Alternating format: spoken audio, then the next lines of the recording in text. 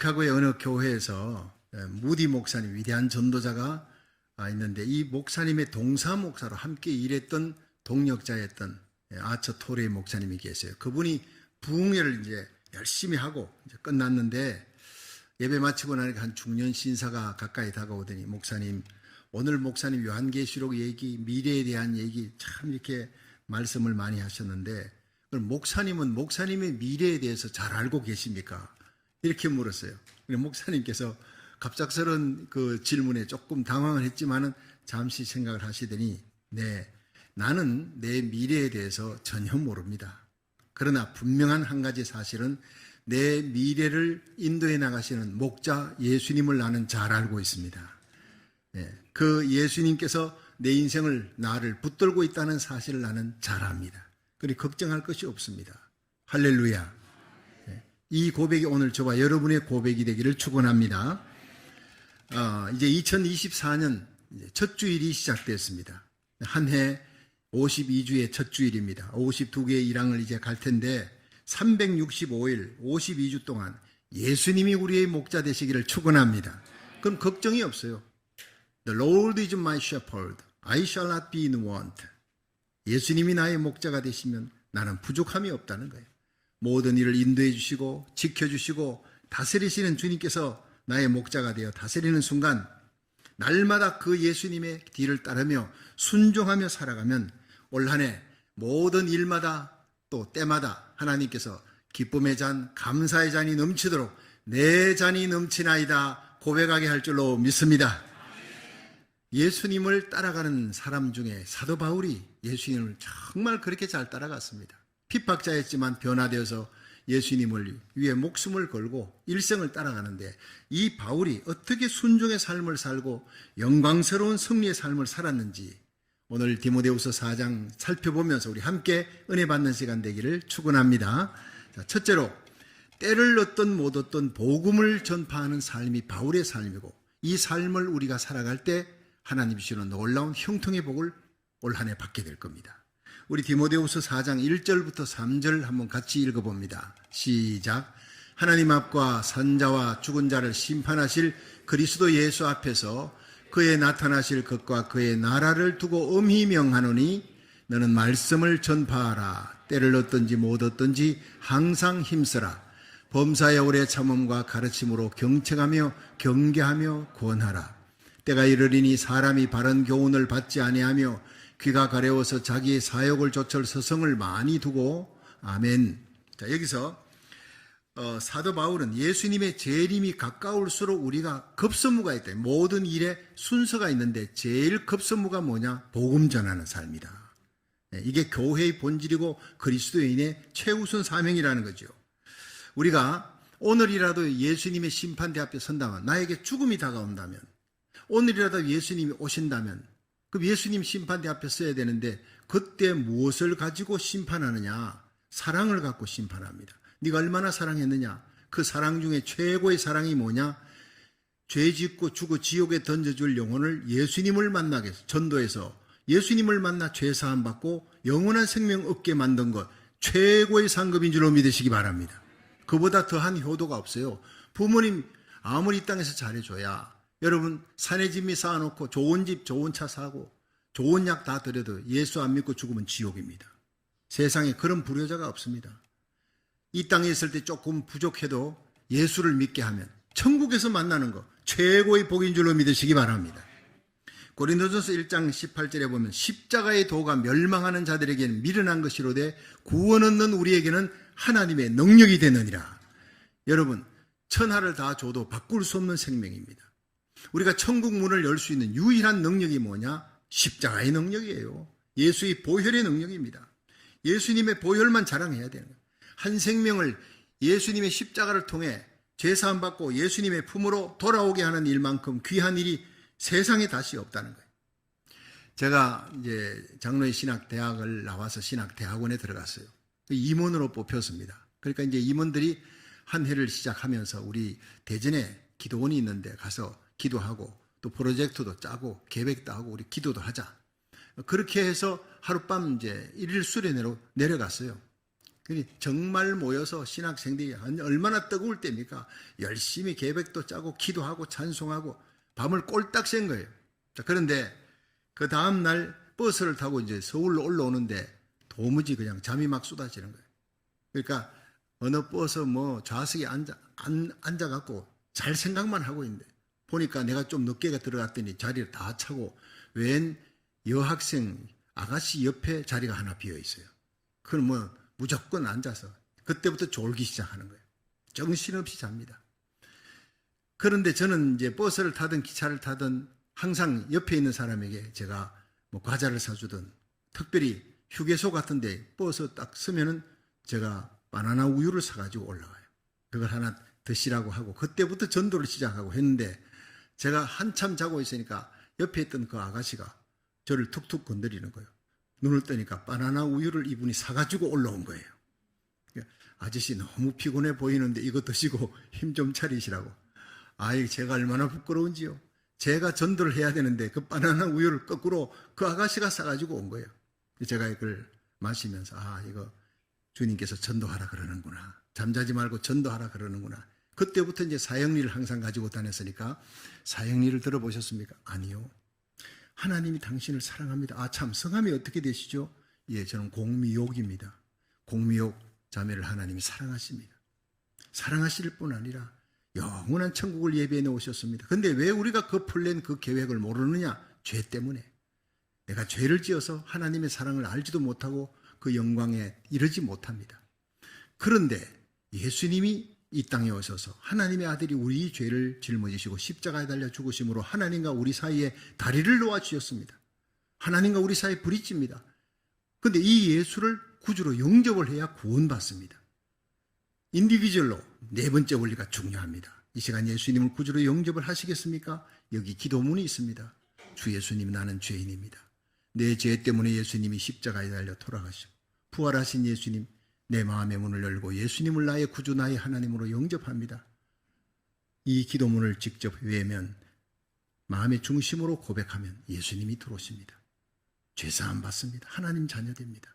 영광스러운 천국에 들어갑니다. 한번 직접 해보시겠습니까? 하겠다는 거예요. 그래서 제가 사형리 전도지를 줬더니 읽기 시작합니다. 주 예수님, 나는 죄인입니다. 내 죄 때문에. 그러더니 가만히 있는 거예요. 그래서 내가 쳐다보니까 울고 있는 거예요. 목이 메어서 울고 있는 거예요. 예. 그랬더니 옆구리 찌르면서 빨리 하라 그러면 안 되는 거예요. 울도록 놔둬야 돼. 저 한참 있더니 내 죄 때문에 예수님이 십자가에 달려 죽으셨습니다. 예수님, 내 마음의 왕으로 오셔서 나를 다스려 주시고 내 죄를 용서해 주시고 이 나그네 인생길 가는 동안 주님이 나를 친히 인도하여 주셔서 영원한 천국의 백성으로 만들어 주옵소서 하는 그 기도문을 읽고 예수님 이름으로 기도합니다. 아멘. 중간중간에 끊기고 울고 목이 메어서 진심으로 기도하는 것 같아요. 제가 기도문이 끝난 후에 제가 이제 기도 한번 해드리겠습니다. 하나님, 귀한 자매를 만나게 해주시고 예수님 만나게 해주셔서 감사합니다. 이 험한 인생길을 살아가는 동안 예수님이 목자가 되어 친히 다스려 주시고 계속 눈물을 흘립니다. 흐느껴 울기 시작. 점점 흐느낌의 소리가 높아지는 거예요. 속으로 제가 뭔 사연이, 깊은 사연이 있구나, 그런 생각을 하면서 기도문을 끝내고 기도 다 하고 난 다음에 저는 번동제일교회 전도사입니다. 저희 있는 교회에 데리고 모시고 오고 싶은데 집이 어디입니까? 했더니 저는 화곡동입니다. 그럼 번동하고 화곡동 거리가 한참 먼 거예요. 가까운 교회 나가시기 바랍니다. 했더니 전도사님 다니는 교회에 나오겠다는 거예요. 얼마나 감사한지. 그러면 419 탑 거기서 만나자고. 11시 예배니까 10시에 오십시오. 거기 갔어요. 인도했어요.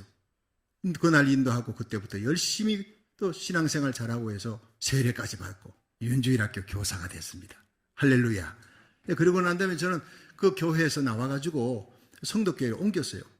전임 전도사로. 옮기고 난 다음부터 제가 연락이 끊기니까 그분이 신앙생활 잘하겠거니 했는데 나중에 알고 보니 그 교회에서 나갔다는 거예요. 또 어디로 이사를 갔다는데 알 길이 없다는 거예요.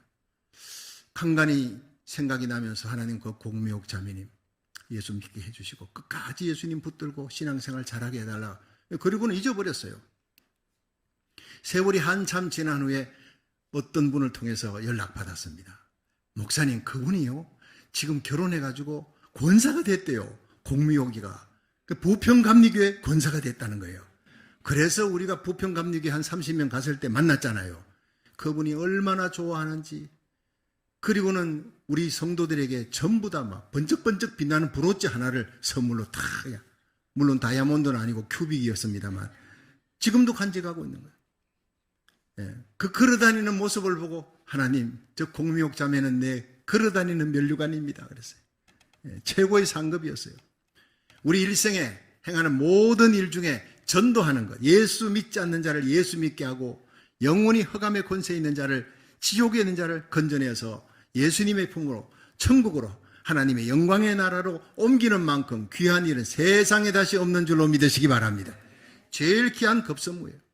다니엘서 12장 3절에 많은 사람을 옳은 대로 돌아오게 한 자 하늘에 해와 같이 빛나고 궁창의 별과 같이 영원토록 비치리라. 영원한 가치 있는 것이 무엇이냐? 이 땅에 뭐 올림픽 금메달 따면 여러분 그 민족의 그 나라의 영웅입니다. 올림픽 금메달은 아무것도 아닙니다. 100살 안에 끝납니다. 죽으면 끝나는 면류관이지만, 영광이지만 한 사람의 생명을 주님께로 인도하면 영원한 천국의 면류관이 기다리는 줄로 믿으시기 바랍니다. 올 한 해 여러분 복음 전파에 힘쓰는 한 해가 되기를 주의 이름으로 축원합니다.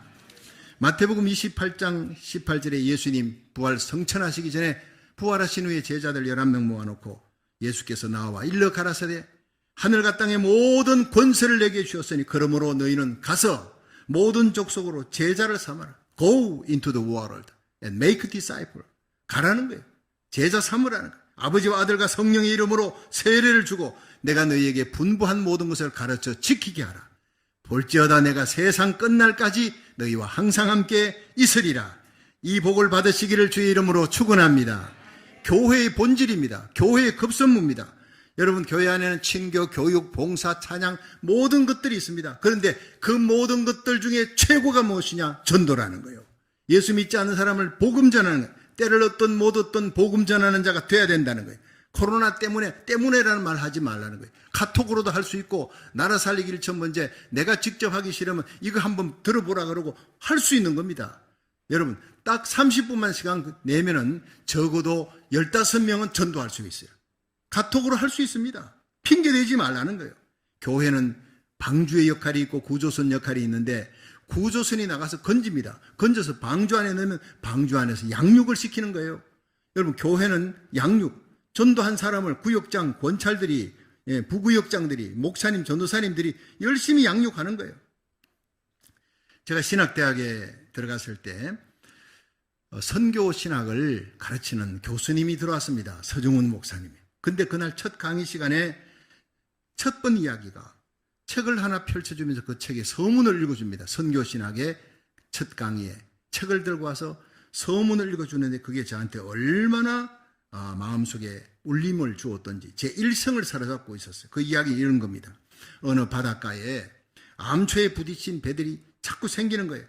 그래서 좌초되고 자초되고 사람들이 막 죽게 되니까 그 죽어가는 사람들을 건져내기 위해 수영 잘하는 사람들이 가서 건져내기도 하고 구조선을 타고 가서 건져내기도 하고 이게 이제 얼마나 보람 있는 일인지 점점 많은 사람들이 가담하고 후원금도 내고 도네이션도 하고 이제 제대로 건물도 짓자. 그래서 건물을 지었어요. 구조를 하기 위해서 이제 조직도 만들고 여기도 회장도 뽑자, 총무도 뽑고 쭉 총무를 뽑고 후원금도 모으고 그런 행사를 하기 위해서 어느 날 밤 모였습니다. 모여가지고 이제 파티를 하고 음식을 먹고 이제 회장 뽑기 위해서 열을 냅니다. 구조선을 위해서 이제 회장을 뽑기 위해서 우리 회장이 당선됐어요.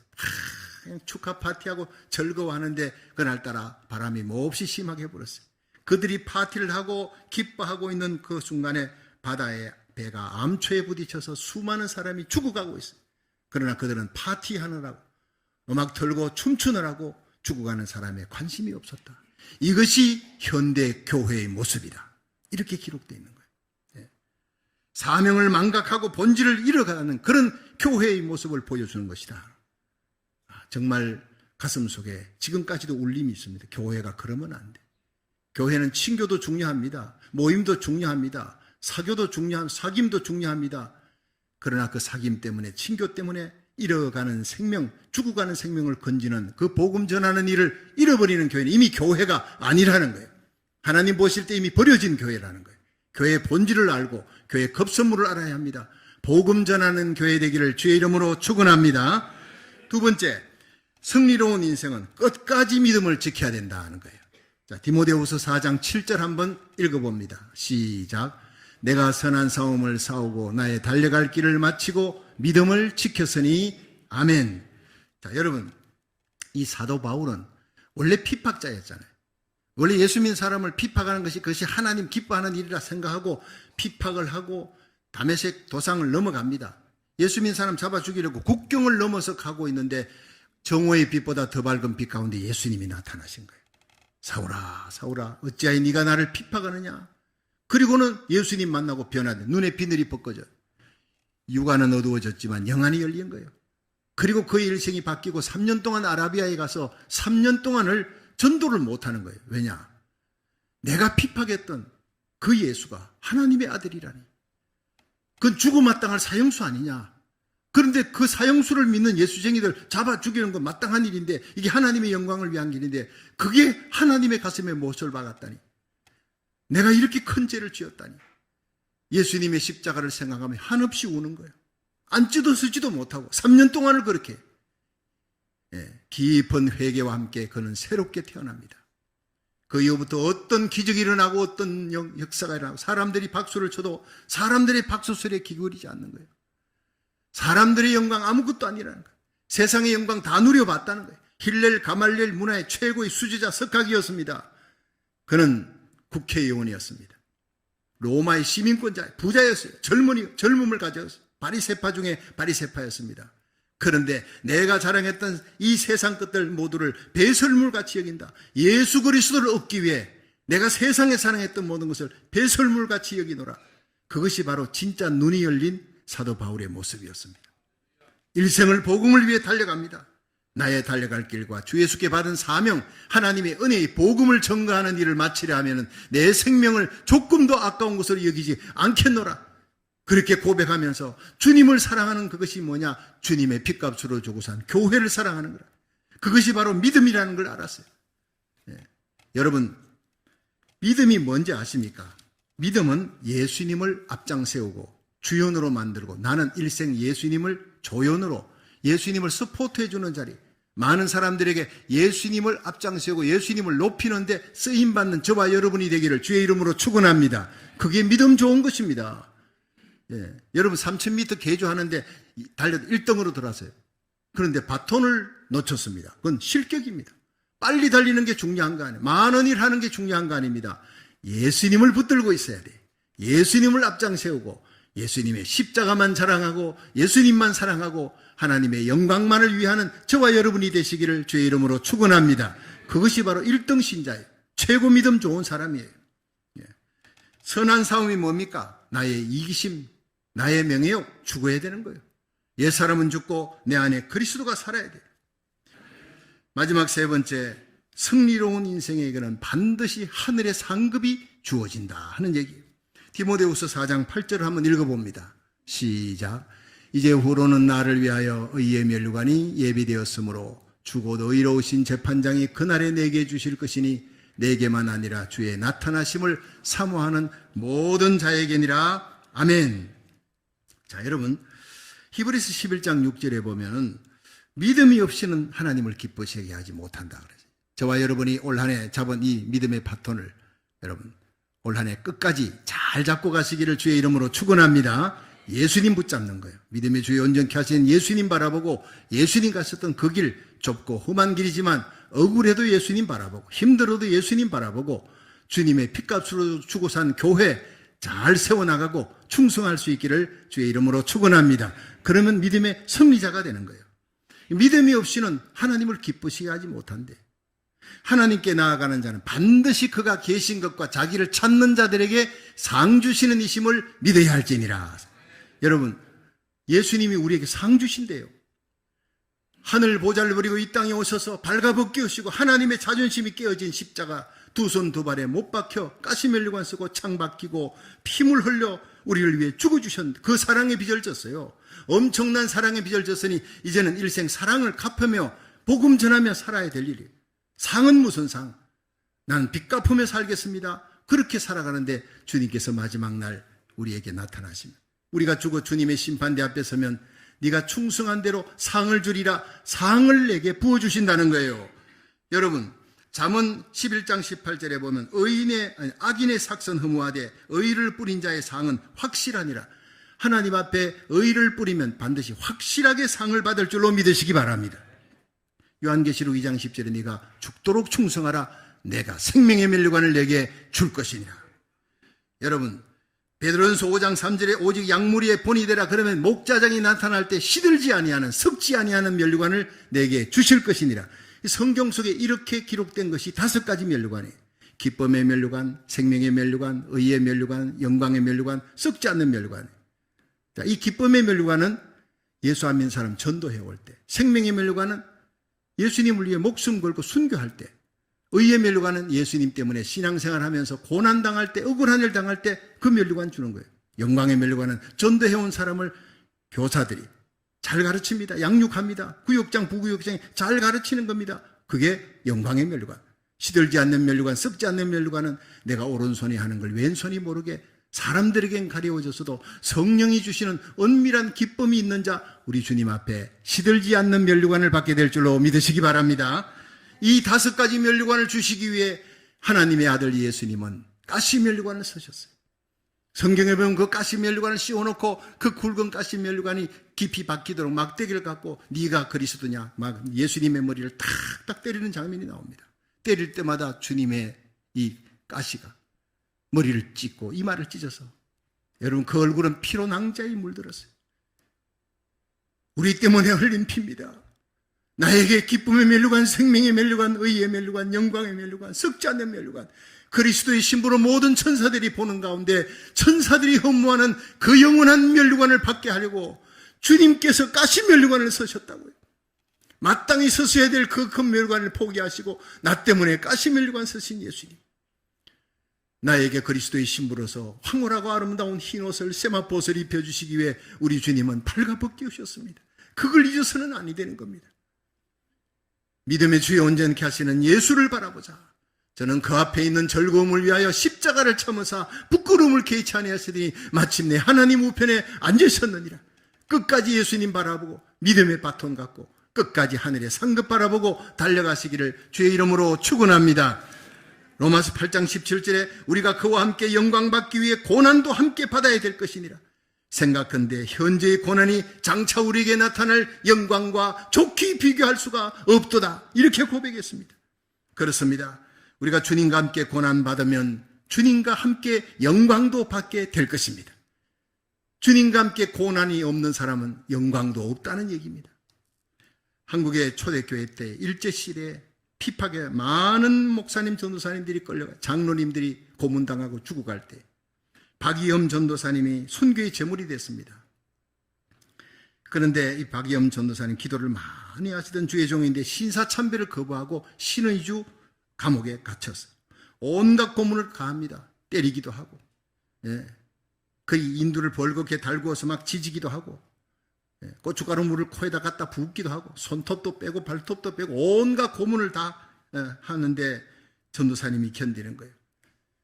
근데 박이엄 전도사님이 13살 된 딸이 있는데 학교 갔다가 집으로 오지 않고 교회당에 먼저 들러서 십자가 밑에 가서 그 어린 딸이 하나님, 우리 아버지 거기서 빨리 나오게 해달라고, 고문도 한다는데 우리 아버지 살아서 만날 수 있게 해달라고 이렇게 울면서 기도하다가 어느 날 비몽사몽간에 잠이 들었는데 천사가 나타나서 이 박이엄 전도사님의 딸을 데리고 가자, 천국 구경시켜줄게 하고 올라갔어요. 그 천국의 영광을 보여주는데 예수님께서 손에 커다란 키를 갖고 막 바람이 부는데 그 키를 갖고 이렇게 막 키질하는 거예요. 여러분, 키질할 때 알곡과 가라지가 섞여 있는데 알곡과 주로 쭉정이라 그러죠. 알곡하고 쭉정이는요 거의 표시가 안 나요. 근데 바람이 불 때 쭉정이는 날아가 버리고 알곡은 무거우니까 주인의 품 안으로 모이게 되어 있습니다. 그러니까 많은 사람들이 막 날아가 버리는 거예요. 바람이 부니까. 근데 예수님의 품 안으로 막 오는 그 알곡들이 있습니다. 그 알곡들이 있는데 예수님께서 나의 기업을 누릴 자들이다 하면서 그들을 세워놓고 면류관을 하나씩 주는데 자기 아버지 박이엄 전도사님이 제일 먼저 면류관을 받더라는 거예요. 그 면류관이 얼마나 아름다운지, 얼마나 번쩍거리는지, 얼마나 찬란하고 영광스러운지, 빛나는지 말로 형용할 수 없는 그 모습을 보고 잠에서 깨어난 거예요. 비몽사몽간에. 예. 그리고는 어머니에게 막 정신없이 달려갔습니다. 엄마 내 봤어. 천사가 보여줬어. 아빠가 그 엄청난 면류관을 받고 있는 걸 봐서 난 이제 아빠한테 감옥에서 나오게 해달라, 살려서 나오게 해달라, 만나게 해달라, 그런 기도 안 할 거야. 아빠가 그렇게 순교해서 죽으면 영원한 면류관이 기다리고 있대. 여러분, 실화의 얘기입니다. 실제 얘기입니다. 그 어린 딸도 보니까, 하늘의 영광을 보니까 이 땅의 주님을 위한 고난이 너무나 영광스럽다는 거예요. 여러분, 주님을 위해 고난받는 거 우리들의 최고의 특권인 줄로 믿으시기 바랍니다. 그리스도의 남은 고난을 그의 몸된 교회를 위해 채울 수 있는 저와 여러분이 되기를 주의 이름으로 축원합니다. 주님의 복음을 위해 몸바쳐 헌신하며 주님의 핏값으로 주고 산 교회를 위해 희생하고 십자가 지는 성도에게는 반드시 하늘의 상급이 기다리는 줄로 믿으시길 바랍니다. 이름 없이 빚도 없이 주님이 일하는 숨은 봉사자에게 작은 것 하나도 놓치지 아니하시고 주님이 카운터다운하고 있다는 거예요. 머리털까지 다 세시고 계신 우리 주님이십니다. 갈라디아 6장 7절에 사람이 무엇으로 심든지 그대로 거두리라. 자기 육체를 위해 심는 자는 육체로부터 썩어진 것을 거두되 성령으로 심는 자는 성령으로 말미암아 영생을 거두리라 했어요. 여러분, 2024년 올 한 해 성령을 쫓아 살아가는 저와 여러분이 되기를 주의 이름으로 축원합니다. 사도 바울처럼 때를 얻든 못 얻든 복음 전파하는 일이 최우선이 되고 선한 싸움 싸우고 자기와의 싸움, 이기심과의 싸움, 명예욕과의 싸움을 싸우고 끝까지 십자가 지고 달려갈 길 마치고 믿음을 지켜 금생에서도 복받고 주님 앞에서도 면류관 받는 믿음의 승리자 되시기를 주의 이름으로 축원합니다.